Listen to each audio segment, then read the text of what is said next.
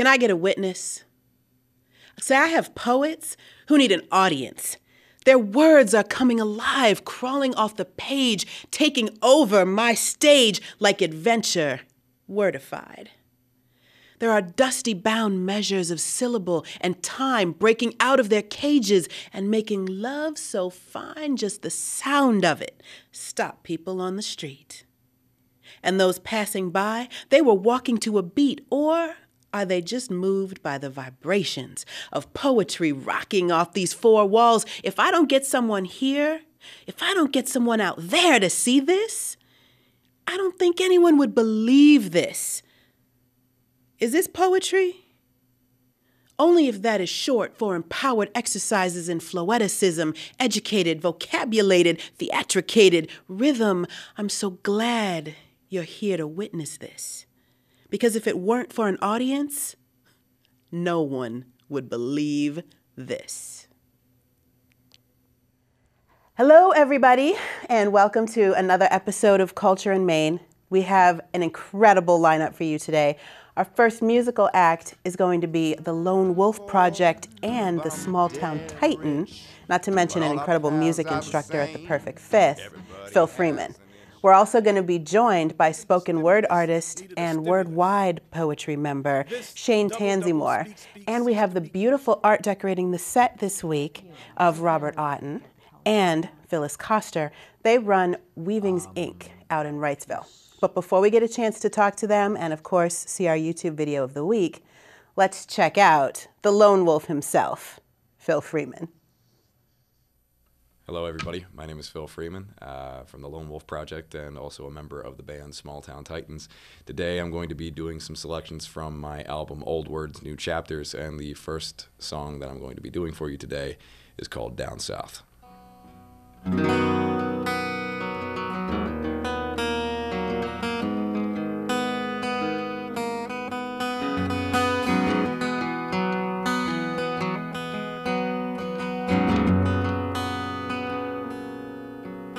I remember driving through the snow, sleet, and ice just to see your beautiful smile and to know what it's like to be loved, to stay in someone's arms for a while. So now you've flown down south for the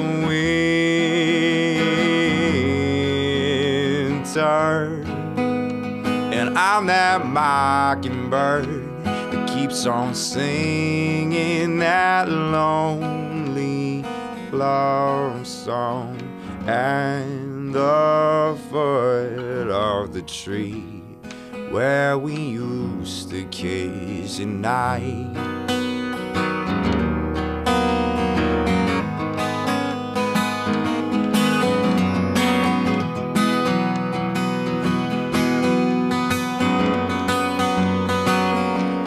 Well, I remember the taste of cheaper wine than the kind that I drink to forget all those times that we spent through the night, hand in hand with no regrets. So now you've flown down south for the winter,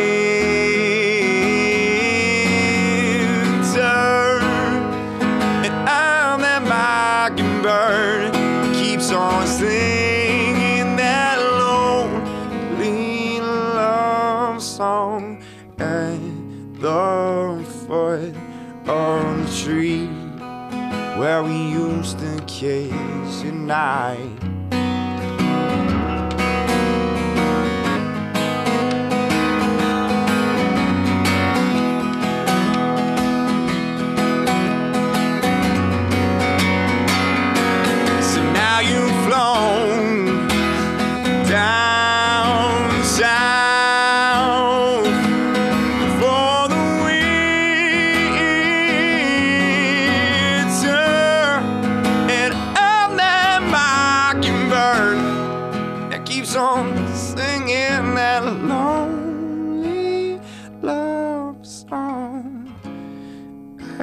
foot of the tree where we used to kiss at night.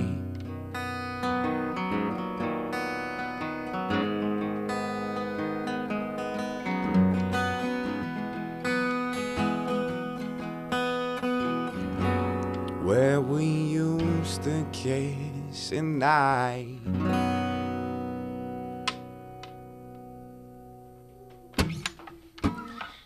All right, and then the next selection I'm going to be doing for you today is a song that's called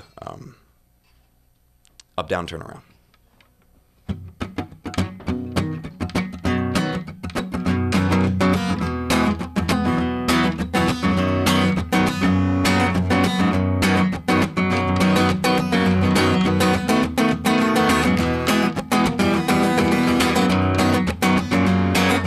Doctors are laughing and the French are moved by a sad diagnosis and a load that's removed from a heart that is nothing but a dream at a time. My master tune a beat and clapping hands to keep the time. The doctor's island after burning a proof like a full moon of summer and a pain in your tooth. It'll catch you on Sunday after Vespers at noon, and the side effects will kill you more than death ever will.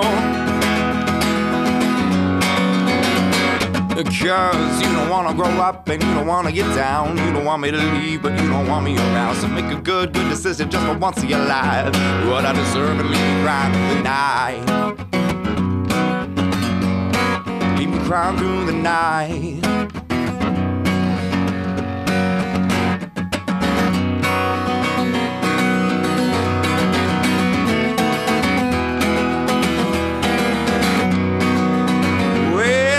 Tired of waiting around like a clot. A blockage an excuse to abuse without my locks. But the pout of your lips whisper thoughts in my ear. My soul disappears into the coming of your fear. Just like it never happened, just as if I'm still alive. Don't waste enough thought on what you could have done right. As if you had a hand in throwing dirt on my grave. Stop being a slave to the peace that you crave. Because you don't wanna grow up and you don't wanna get down. You don't want me to leave, but you don't want me around. So make a good decision just for once in your life. You're what I deserve and leave me crying through the night. Oh, leave me crying through the night. Whoa, la da da da da da da, la da la da da da da da da da. Da da da da da da da da da da da da da da.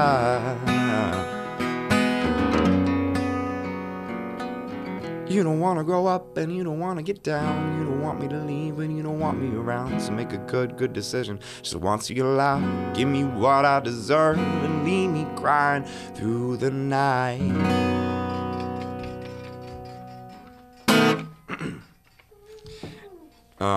With that, I thank you very much, Carla, for having me here on the program. We had such a great time here on Culture in Maine.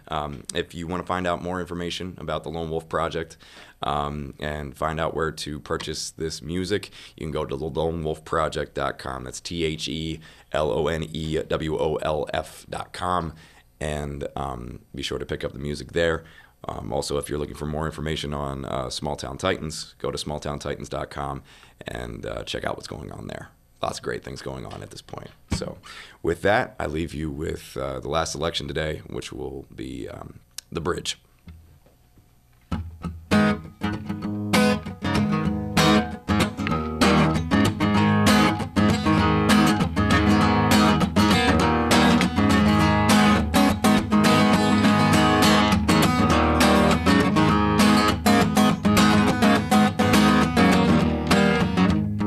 Is your bridge underwater? You gotta swim while your limbs are still limber. Shake the bark from your timber, endure all the neurosis and drink what you can until there's no more an end.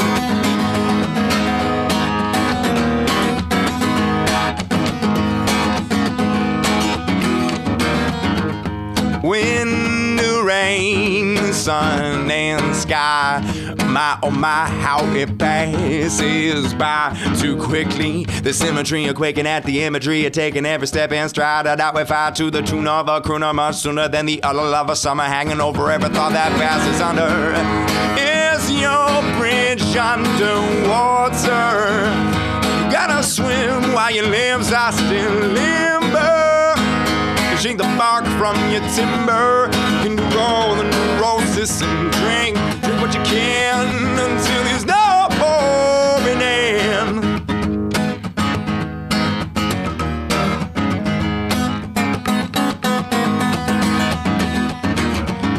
I'm turned poor, but I'm dead rich. But all our paths are the same. Everybody has an itch. That little bit of something or nothing but a past and last. The past in the present state of time. It's a crime to take a miss against the bliss that becomes a rising tide. Here's your bridge underwater.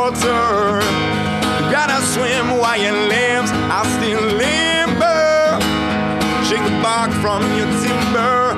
You roll the neurosis and drink what you can until there's no more an end.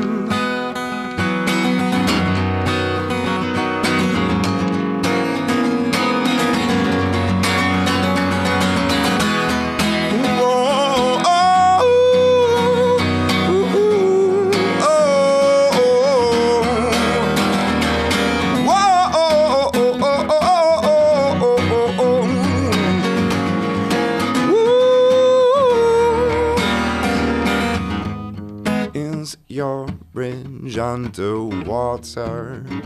You gotta swim while your limbs are still limber. Shake the bark from your timber into all the neurosis and drink what you can until there's no more end.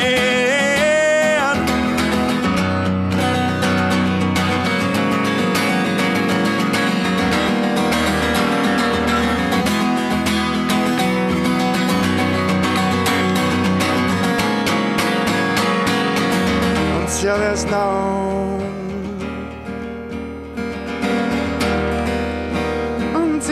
no more an end.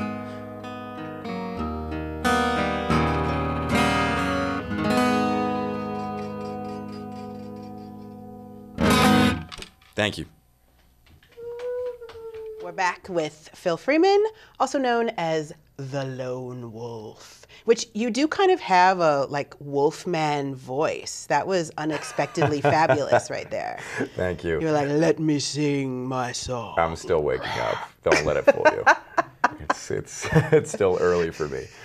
The life of a musician. Yes, the life of a musician. It's the perceived notion is that musicians are lazy and they sleep in. Well, we don't get back from the office until 4 a.m. sometimes. So I mean, well said. Well said. So, I was at my office till 4 a.m. What were you doing last night? Exactly. So I mean, that's usually during the weekends, and of course during the week. I teach vocal lessons at the Perfect Fifth, so that's usually a pretty nice schedule in the middle of the day. So you actually teach vocalization, not necessarily playing the different instruments. That's correct. I do mainly focus on vocal technique, and I'm not exactly the best example. Your posture even got better. You said, I focus primarily on vocal technique. Yeah. But I mean, I'm not exactly a good example of it right now. I'm kind of a little bit parched today, but it's I teach voice, and the way that I do it, we start with breathing and posture.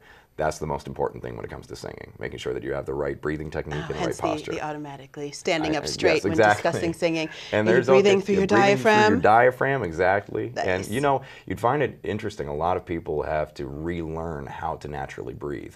And going through that process and seeing the progress that my students make, it's amazing. I have a student that actually went from a 1-octave range, which means could only sing certain notes within a right. Like if you play a piano, you could only play a finger length's worth of what they could sing. Trade lingo. And now they can sing a 2-octave range in awesome. 5 weeks. So seeing that progress is amazing. Oh, so now you actually trained. You sing opera. I did in college, yes. I Sing some sang a lot opera right now. I'm Okay, too well, shy. besides just singing, you don't just play the guitar. What else do you play? I've played bass professionally. I played with Erica Lynn Everest. She's a jazz singer out of Harrisburg. I did that while I was in college. I also played harmonica, piano, played sousaphone and tuba for 6 years in high school when I was in the marching band, high school and middle school. So you started off as a band geek and became I started out a rock god. as an That's a relative statement awesome. that I will not admit to, but I just love what I do. But I actually started as an orchestra geek. I started with cello, which in the 3rd grade, which was quite... so you are very classically trained in your technique, and then you turned it into a more popular music focus. Yes, that's actually absolutely correct. My parents are very well trained and very talented musicians. My dad is an organist and a pianist, and my mother is... used to be a vocal coach, actually, and also is very musical herself. She's a choir director at our church as well. So having that background was essential in what I'm doing today. I mean, if I didn't have that, I don't think I would be where I am today. All right, so now, because where you are is actually one of the few musicians blessed enough to be doing music full-time. Yeah. But not because you're just doing one thing. You've got teaching the music lessons at the Perfect Fifth. Mm-hmm. You also host an open mic at the Cove, one of the most well-regarded in the county. Yes. Tell me about what's the vibe of your open mic? The vibe of the Cove is awesome. The sound system there is state-of-the-art. The acoustics in there are really, really nice. And it's got a really, really cool sort of... I feel like I'm in the middle of Chicago when I'm in there. Like, I just like, grungy, in a smoky, blues, gritty, grungy. I'm just feeling the music. But it's got a a certain class to it as well. It's not like a dive bar at all in any way, shape, or form. They've got amazing food. They've got amazing beer on tap. Well, tell us where and when. It's pretty much every Wednesday. I usually do 3 Wednesdays a week. My buddy Mike Males from myruralradio.com does his. Actually, his will be tonight, depending on the snow.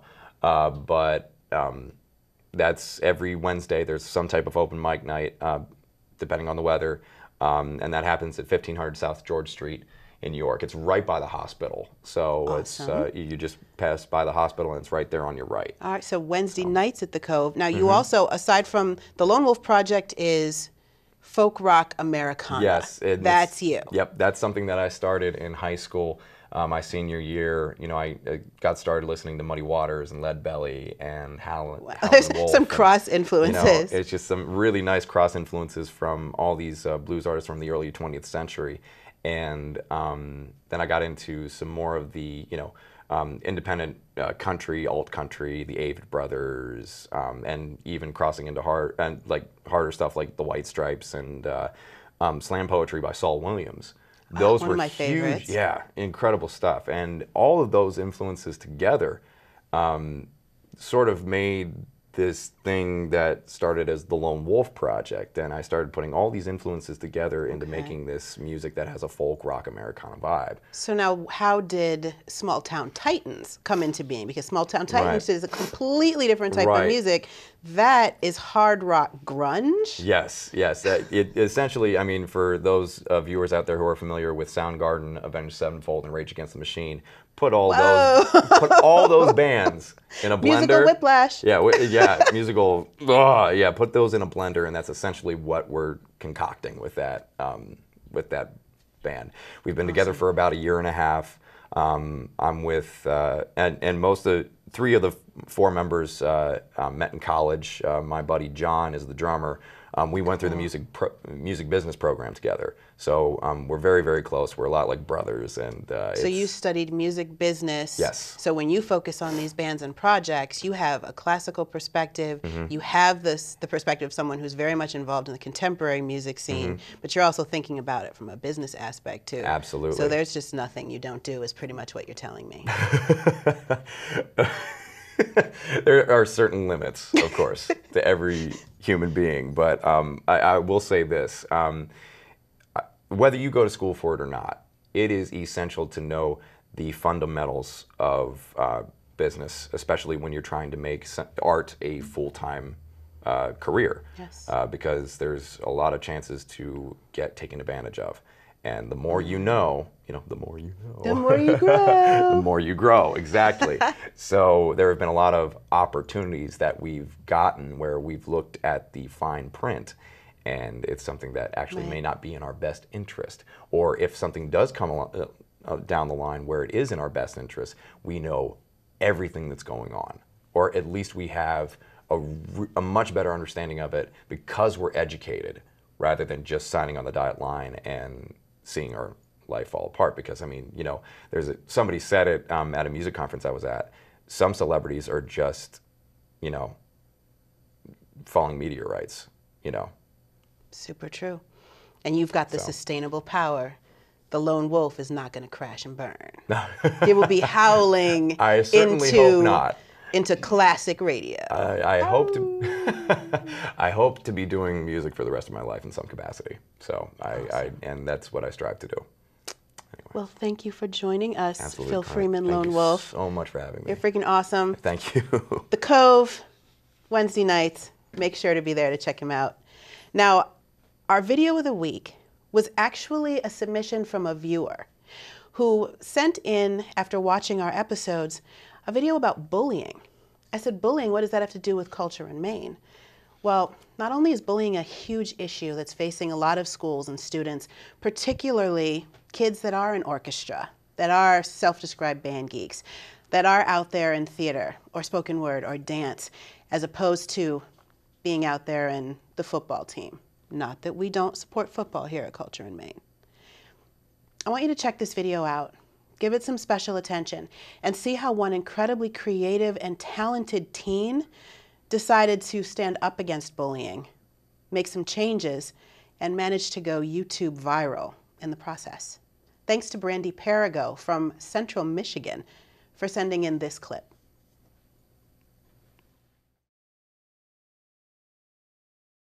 When I was a kid, I used to think that pork chops and karate chops were the same thing. I thought they were both pork chops. And because my grandmother thought it was cute, and because they were my favorite, she let me keep doing it. Not really a big deal. One day, before I realized fat kids are not designed to climb trees, I fell out of a tree and bruised the right side of my body. I didn't want to tell my grandmother about it because I was scared I'd get in trouble for playing somewhere I shouldn't have been. A few days later, the gym teacher noticed the bruise and I got sent to the principal's office. From there, I was sent to another small room with a really nice lady who asked me all kinds of questions about my life at home. I saw no reason to lie. As far as I was concerned, life was pretty good. I told her whenever I'm sad, my grandmother gives me karate chops. This led to a full-scale investigation, and I was removed from the house for 3 days until they finally decided to ask how I got the bruises. News of this silly little story quickly spread through the school, and I earned my first nickname, Pork Chop. To this day, I hate pork chops. I'm not the only kid who grew up this way, surrounded by people who used to say that rhyme about sticks and stones. As if broken bones hurt more than the names we got called, and we got called them all. So we grew up believing no one would ever fall in love with us, that we'd be lonely forever, that we'd never meet someone to make us feel like the sun was something they built for us in their tool shed. So broken heartstrings bled the blues as we tried to empty ourselves so we would feel nothing. Don't tell me that hurts less than a broken bone. That an ingrown life is something surgeons can cut away, that there's no way for it to metastasize, it does. She was 8 years old. Our first day of grade 3 when she got called ugly. We both got moved to the back of class so we would stop getting bombarded by spitballs. But the school halls were a battleground where we found ourselves outnumbered day after wretched day. We used to stay inside for recess because outside was worse. Outside we'd have to rehearse running away or learn to stay still like statues, giving no clues that we were there in grade 5. They taped a sign to the front of her desk that read, "Beware of dog." To this day, despite a loving husband, she doesn't think she's beautiful. because of a birthmark that takes up a little less than half her face. Kids used to say she looks like a wrong answer that someone tried to erase but couldn't quite get the job done. And they'll never understand that she's raising two kids whose definition of beauty begins with the word mom, because they see her heart before they see her skin, because she's only ever always been amazing. He was a broken branch grafted onto a different family tree. Adopted, not because his parents opted for a different destiny. He was 3 when it became a mixed drink of 1 part left alone and 2 parts tragedy. Started therapy in 8th grade. Had a personality made up of tests and pills. Lived like the uphills were mountains and the downhills were cliffs. 4/5 suicidal, a tidal wave of antidepressants, and an adolescence being called pauper. 1 part because of the pills, 99 parts because of the cruelty. He tried to kill himself in grade 10 when a kid who could still go home to mom and dad had the audacity to tell him, get over it. As if depression is something that can be remedied by any of the contents found in a first aid kit. To this day, he is a stick of TNT lit from both ends. Could describe to in detail the way the sky bends in the moments before it's about to fall. And despite an army of friends who all call him an inspiration, he remains a conversation piece between people who can't understand. Sometimes being drug-free has less to do with addiction and more to do with sanity. We weren't the only kids who grew up this way. To this day, kids are still being called names. The classics were hey stupid, hey spaz. Seems like every school has an arsenal of names getting updated every year. And if a kid breaks in a school and no one around chooses to hear, do they make a sound? Or they're just background noise from a soundtrack stuck on repeat when people say things like kids can be cruel? Every school was a big top circus tent, and the pecking order went from acrobats to lion tamers, from clowns to carnies. All of these miles ahead of who we were freaks. Lobster claw boys and bearded ladies.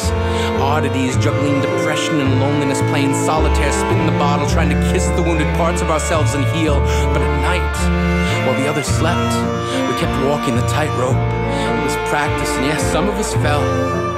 But I want to tell them that all of this is just debris left over when we finally decide to smash all the things we thought we used to be. And if you can't see anything beautiful about yourself, get a better mirror. Look a little closer. Stare a little longer. Because there's something inside you that made you keep trying despite everyone who told you to quit. You built a cast around your broken heart and signed it yourself. You signed it. They were raw. Because maybe you didn't belong to a group or a clique. Maybe they decided to pick you last for basketball or everything. Maybe you used to bring bruises and broken teeth to show and tell but never told. Because how can you hold your ground if everyone around you wants to bury you beneath it? You have to believe that they were wrong. They have to be wrong. Why else would we still be here? We grew up learning to cheer on the underdog because we see ourselves in them. We stem from a root planted in the belief that we are not what we were called. We are not abandoned cars stalled out and sitting empty on some highway. And if in some way we are, don't worry. We only got out to walk and get gas. We are graduating members from the class of We Made It. Not the faded echoes of voices crying out names will never hurt me. Of course, they did. But our lives will only ever always continue to be a balancing act that has less to do with pain and more to do with beauty.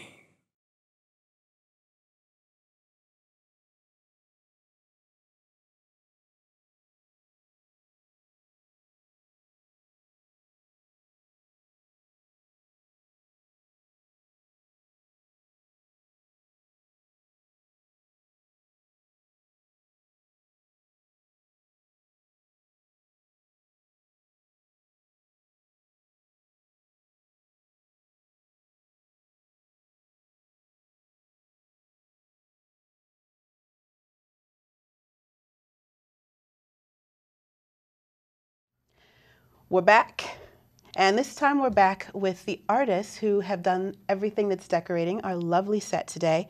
Phyllis Koster is the weaver extraordinaire, and Robert Oughton is the very detailed ink mastermind. And together, they form Weaving's Ink, which is a beautiful little gallery space that is in Wrightsville. You didn't know Wrightsville had an incredible arts community, did you? Well, you're about to find out more about it. So your gallery, does it showcase just the two of you, or do you actually have guest artists pop in every now and then? No, we try No, to have... it is ours. Yes. No, no, the other way. Actually, sometimes we think of it that way. But we do have an anniversary show every year for just our work, and that's in the middle of summer. But usually we have group shows. We just finished a student show with the Eastern New York School District. And the next one is a solo show by a friend of ours, Bob Hammer. Another Wrightsville artist. Wrightsville artist. He lives about a block from the gallery.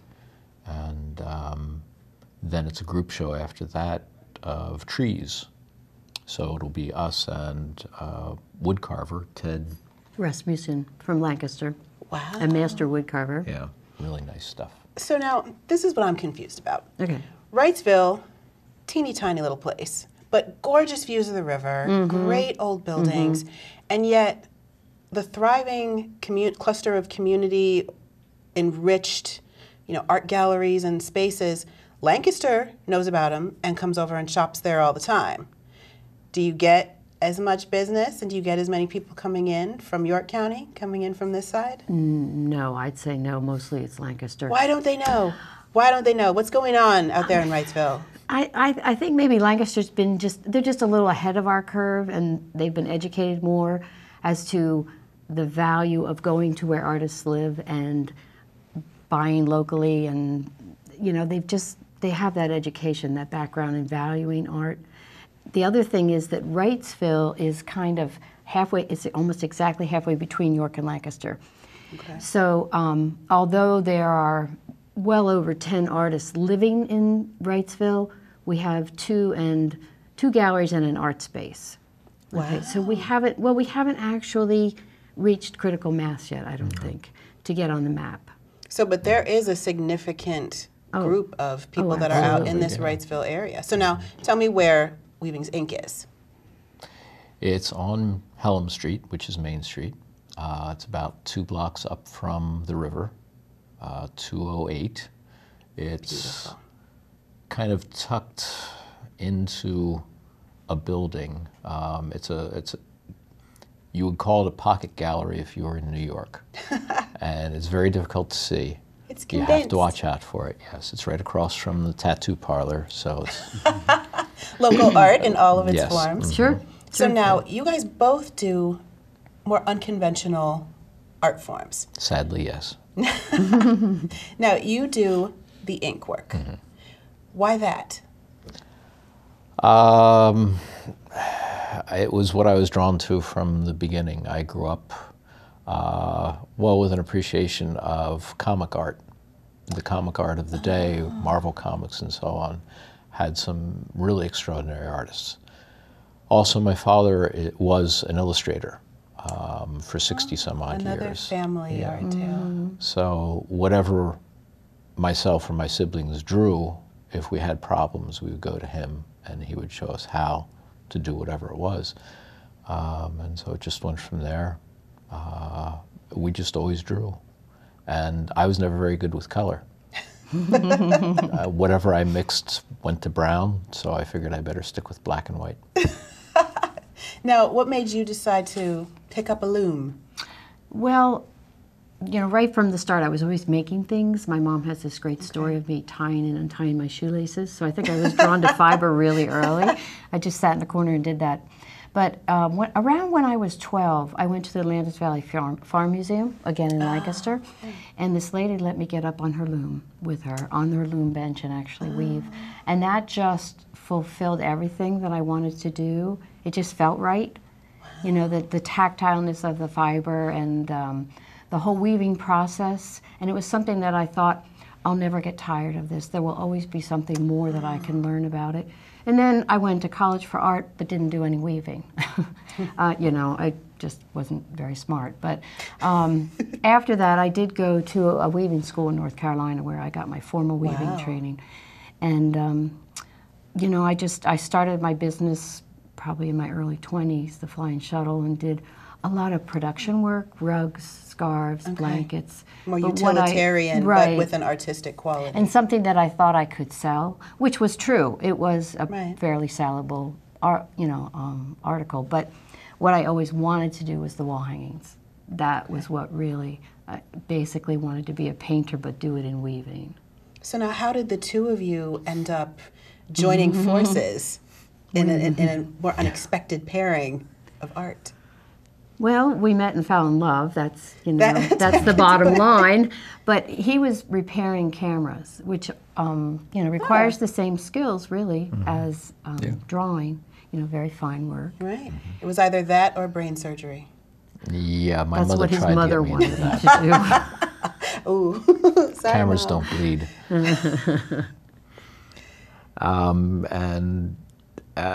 We moved to this area, what, 24? In 87. Or 87. Yeah. And we were, at some point, well, about 5 years ago, we were trying to find other avenues for our economics more than anything else. The biggest concern of right. every artist is how do you sustain being able to create your art? That and for the future and so on. So we basically took pretty much all our money and dumped it into a house in Wrightsville and fixed it up. So you live in your gallery space? No. No, We we live in don't. Pelham, about 5 minutes away. So we rent 2 apartments in the house. It's an old butcher's house. It's from the mid-1800s and A house with character. Oh, it a has lot a of lot of character. A lot of character. And the gallery itself is the old butcher shop. Wow. So it's this little funny in-cut into the building. But when we were renovating the house, we left that till last, and we were looking at it, and we figured we could either, you know, rent it as a little tiny apartment or try it as a gallery, and so. And that was all she wrote? Yeah. We had done a show over in Lancaster at Mulberry a little while before that, and it was our first show together. And we weren't really sure how it would work, but once it was on the wall, the combination of the very highly colored wall hangings and the little tiny drawings, one would just pull people in, and There's then they'd have to that stay at appeals that to everybody. point. And both of you, And it looked really good together. yeah, So both of your work is so incredibly detailed and shows so much craftsmanship that if you can appreciate one, you're going to be able to appreciate that about the other. So, and I was starting to ask you before, how long does it take? Because when you look at the weavings, you can see the colors are so subtle, but they're woven through just amazing. I mean, there's just dozens upon dozens of colors in one weaving. And in the ink drawings, you know, you can look at that, and every time you look, you find some tiny detail that you didn't notice. You find some hidden picture within the picture. Now, how many hours does it take to complete a piece for each one of you? Oh, for me, a piece maybe 2 feet by 3.5 feet would take 50 to 60 hours. And part of that is dyeing the yarn. I dye the yarn so I you get, actually dye the yarn yourself? It's the only way I can get the colors that I want. Wow. Yeah. a piece about 16 by 20, if I'm really rushing it, would take about a month from beginning sketches to finish. I'm rushing so I can have it done in a month. Yeah, That's something incredible. like that. Yeah. But this is what we've always done, so it doesn't feel like it takes a long time, at least not to me. You know, that's just, I like that pace. I like I love that. you know, that it takes that much time. There's like a rhythm. You fall into the rhythm of it and the creative process. And also, both of us, there's different phases to the artwork. Like, first, sometimes I take a photograph. Sometimes not. More often not now. Then I have to draw it. Okay, and that takes a certain type of energy, and you have to really slow down so that you can get it right, and be patient until the drawing comes to you in the right form. And then there's the dyeing of the yarns, which goes pretty quick. And then there's the weaving, which takes a long time. So, you know, and I know it's the same with him when he's doing preliminary sketches. So there's different things that take different amounts of time. In the artwork and different challenges with each phase. Right. Well, thank you guys so much for bringing your art out and sharing it with us. It looks beautiful. I may have to, I don't know, I may have to hijack some pieces for the set and just keep them here. But please, everyone, make sure that you visit Weavings Inc. on Helm Street in Wrightsville. Not in Helm, on Helm in Wrightsville. And check out some of this beautiful work and the work of their incredibly talented friends. And speaking of incredibly talented people, our next guest coming up is a great friend of mine and an incredibly talented spoken word artist. We're all over the place today, and that's why I love my job. So, ladies and gentlemen, please welcome the spoken word talents of Word-Wide member, poetry community activist, Art Official Mike's founder, and guru of the spoken word, Shane Tanzymore. I don't really mind if it's over your head. I said, I don't really mind if it's over your head. I said, I don't really mind if it's over your head, because the job of resurrectors is to wake up the dead, so bring out your dead. I spit images to the lost and limited, just trying to get one foot in the door and push like Pharaoh said I should do. Combining words with pictures to reverse the misinterpretation of scriptures that be selling this notion that their lips are pure. I spit alphabets and algorithms, architects and adjectives, axioms and antidotes, and add some hope so that this hype shouldn't be believed. I got poems in the snot on my sleeve. I got poems on the tracks in your weaves. I got poems that I can pull up out the breeze. I got poems. Locked up in group homes, only habit form is to be hostile, preying on the docile, just wanting to be free. I got poems trying to figure out just who I be, so bring out your dead. Those thinking that life is lived by being led. Fed some bitter beer so their keystone is locked under paper, a bunch of haters, and trying to make their makers marks looking like scars, like a signature of an X before Malcolm tried to show us who we are. Them dudes be acting like stars, not suns. Earths have no business in their orbit. They got no life to give anyone. So bring out your dead. Bring out your dead. They need a steady dose of my words so their spirits can be fed. And I don't really mind if it's over your head, because the job of resurrectors is to wake up the dead. So pay attention as I give you what you need, and check out these words from Mr. True Indeed. He gots the jazz, he gots the jazz.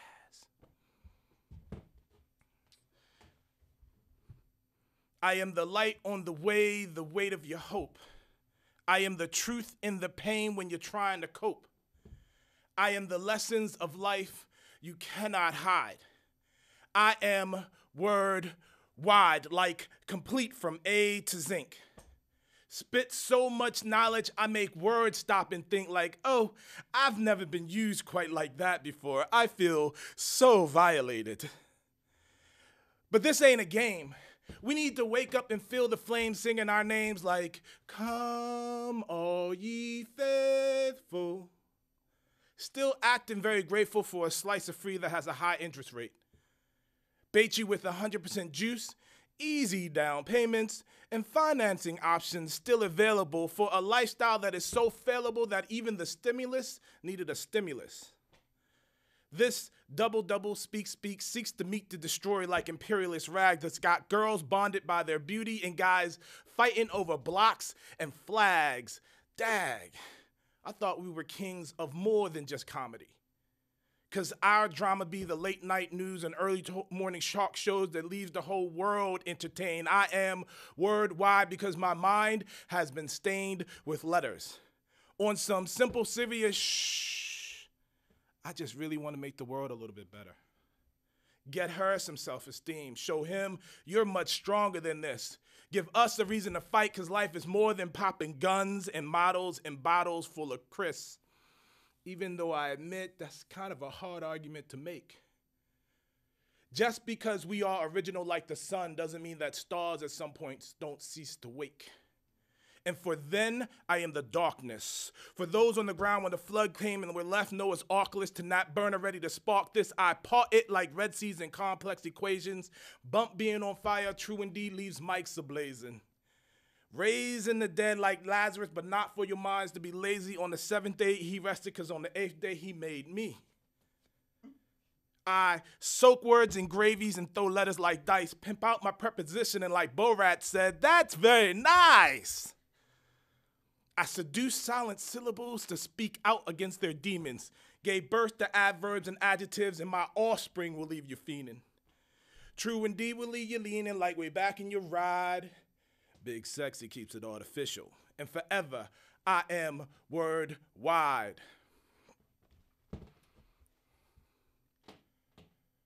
I had to learn to be a man through the miseries of my mother. Father, brother, just others. No real allegiance to another. Come and went as they wanted to, and by the look on her face, that didn't seem right when it was her up at night trying to keep us in a home. If she were alive, she'd want me to forgive, even as they don't really give. Both always talking about dogma and dollars just from opposite lives. Left nothing for me to follow. Swallowed memories of my mother's miseries and moments when I saw her regret, and money she'd be expecting for things I never saw, like tarot and costume jewelry at early hours, selling dreams and dimples, trying to keep it simple. So if I happened to have saved you, kept you from the jaws of defeat, of depression pressing, that wasn't my intent, because I'm really no one's hero. A half reflection with no answers or directions or dictates about what you deserve. Life has far more curves, serves its lessons lukewarm and stale, bets that we are going to fail, manhood and mania for sale, things I learned by listening to her wail. I've got no cure for the things from which you ail. Just a Band-Aid for broken wings, a few words for a weighted soul, and a hand to get you out of this hole. Stole a kiss instead of cash. Maybe next time you can see that fire always brings ash. Last a little longer on your own, because I've got no home, no hope, nothing to help you cope for longer than this moment. Wiping away your tears, I've got no remedy to shelter from your failures or your fears, because I could only learn to be a man from the miseries I had to hear. Learn to lend what assistance I could, but be careful and steer clear. So I said, fly on, my sweet angel. Fly on through the sky and try to separate your salvation from your sins. Spend more time trying to define lines instead of trying to get in line with mines. A half reflection of no one, trying to be something she never knew. A man to make her proud. I've got precious few left for you, because I had to learn to be a man through the miseries of my mother. And I'm no hero and no room for the miseries of another, telling me something about a man neither of us really knew. You can go to dinner and a movie, but understand that this is just a show. I'm no hero, I've got no armor and no allegiance to your dreams. I can be your monster or your master, but it's still your responsibility how you're going to scream. Thank you. I'm back with Shane Tanzymore, also known as True Indeed, the man behind Artificial Mics, the man behind Word Wide. Is there anything I'm missing that you are also behind running and handling in the city? Not that I know of currently. Not that I know of, but I think that's enough. Okay, so what's the difference between Shane and True and Word Wide? Shane is what I was given, so that's the personality, I guess, that's a lot more conservative. Conservative, yeah. An unexpected word choice. True is kind of serves two purposes. The first one is a pseudonym. I grew up reading comic books and cartoons, and everyone had their own super name. You had to have a secret identity, right. Your poetic superpowers. Right, okay. But it also allows me to kind of step out of sort of the guy that has to deal with the rest of the world and just sort of be free. but I also use it as sort of a moniker to say, this is the path I'm on, because one of the big things I always say is you only know somebody by their deeds. So, you know, there's truth in your deeds, whatever you do. I think it's a little bit interesting, only in the sense that my chosen form of art is spoken word. Okay. So do a lot of talking. Right? But I'll be the first to say, don't listen to what people say, look at what they do. Okay. So. Well, now your art is extremely personal, very storytelling. Do you do that more for personal reasons to express it, or are you looking to create something or communicate something? Both. Specific. I think it starts out as something for me personally. You know, I grew up West Baltimore, went to a private school. So that dynamic was interesting in terms of I was in two Every different world. cultures. Right, you're in two different universes right all there. the time. And so writing became something that I needed to do to cope, to try to figure out who I am, because, you know, when you're a teenager, that's a big time when you're trying to figure out who you are. You're in these two different worlds. Like, well, am I Guns N' Roses or am I KRS One? Right. And how do I hold those two together? Right. Right. And then, so it came out of that. But I see a lot of people, not just kids, but a lot of people who struggle with self-identity. Yeah. And I see how it leads to a lot of problems for them. So it's more of a way to say, this is something I do, maybe it'll work for you. Okay. So I figured they see me get on stage or do whatever it is I do, that it may inspire them to say, hey, he's not Superman, so I can do it too. And that's really what I want to do. When I first met you, you were still running Word Wide's open mic in town, one of the biggest and actually the only exclusively spoken word event that York has seen, which is ironic considering we have a huge population of spoken word fans in the area. But right now, and previously, most people would have to go up to Harrisburg, go out to Lancaster, go down to Baltimore for spoken word. And the way you described it, I'll never forget, was you're like, it's like I have the best drug in the world, and I just want to help get people hooked on this, to be hooked on and excited about this. Now, I know that, well, I got excited. I was excited about everything that had to do with it. I'm excited every time I hear you guys perform. Now, Word Wide, as a group, was not just you. No. So the story was that... what had happened was... let's get real here. The story is that I was in Baltimore. I ran with a bunch of poets down in Baltimore, most notably probably the Fifth L, you know. Okay, so David Ross and Femi. Yeah, so... and we used to do shows down there. And I'm always someone who likes to travel. So York is not too far. I have friends up here. I came up here, and one day I stumbled across Rich Hemmings' poetry. I think it was Poetry Brew or something. He did Poetry Brew at the old Sparky and Clark's, which is now the awesome coffee shop. And so New Grounds. And then so I ran into that and started making that link with him, and primarily as a way to expand Femi and David's sort of appeal. Okay.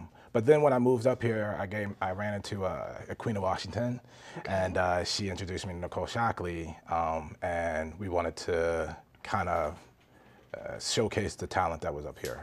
There's a lot of talent.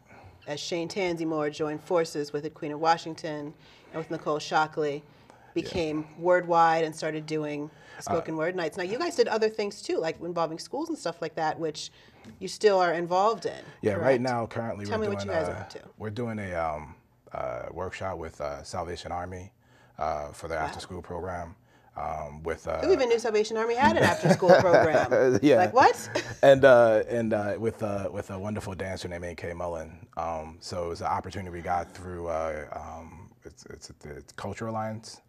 Amazing. And really fun. I like to bring art to the kids because it kind of reminds me of when I was young, and you know, I had to find my way through this sort of thing. So giving someone another tool in order to sort of work through whatever's going on in their life, I feel that's great. So your view of poetry is give a man a fish. There you go. You gotta feed him. Right. And teach him how to fish and feed him for a whole lifetime. That's right. And I like to, my mother was a teacher, my grandmother was a teacher, my aunt was a teacher. Okay. So it's all about the families this week. It is.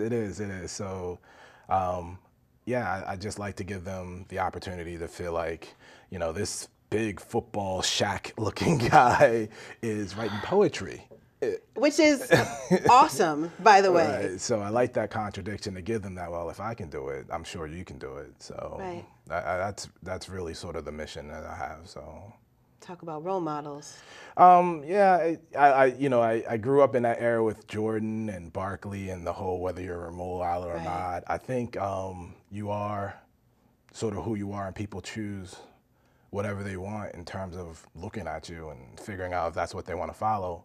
I came from a neighborhood where, you know, there's a lot of violence, a fair number of violence and things happening. So giving someone another option than hanging out in the corner or doing whatever, that's cool. That's all good. Right.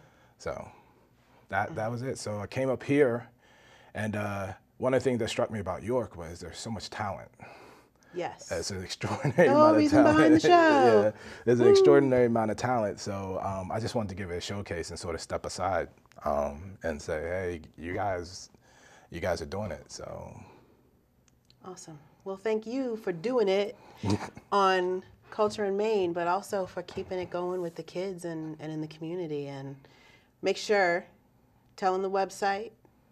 Oh, well, we don't have a website. We're on Facebook. Facebook.com right. is the most legitimate website in the world. You're absolutely right. Find True Cocoa. Right. You can find us on Facebook. You can also email us at artofficialmics.com. And you can always find us through Carla. Absolutely. Feel free to email the show, call the show. We'll be happy to get you in touch. Wordwide will come and do workshops with the kids. They will teach the kids poetry. They will work with the kids. Wordwide's doing amazing things in the community. So make sure to connect with them on Facebook or here through Culture in Maine. Shane, thank you so much for coming on. Hey, thank you for having me. For sharing the pieces you did today. That I felt the power in that. Yeah, I think this is a wonderful thing you're doing. So thank you for having me. Oh, thanks. That's what's up. Fist bump. I get made fun of for that, but I'm still feeling it. We're right, Obama that's the and Michelle Obama. Right? Obama Michelle right here. Bam. There you go. Once more, I'd like to thank everybody that came on Culture in Maine today. Shane Tanzymore, Phyllis Koster and Robert Oughton, Phil Freeman with the Lone Wolf Project. Thank you to everyone who's at home viewing. Make sure to check us out, wrct.tv. Look under show profiles for channel 18 and you'll find Culture in Maine, all of our great previous episodes so you can catch up, plus the latest information from our Facebook feed, facebook.com/cultureandmaine, or follow us on Twitter @cultureandmaine. Make sure to connect with us. Send in those YouTube videos to cultureandmaine@gmail.com. Have an artist you want to see? Have a video you want to be shown? Let us know. We're here to find out all about the culture and art scene in York County, and your voice can absolutely be a part of what goes on this show. So thank you for being a part of our audience. Have a great week, and we'll see you next time right on the corner of Culture in Maine.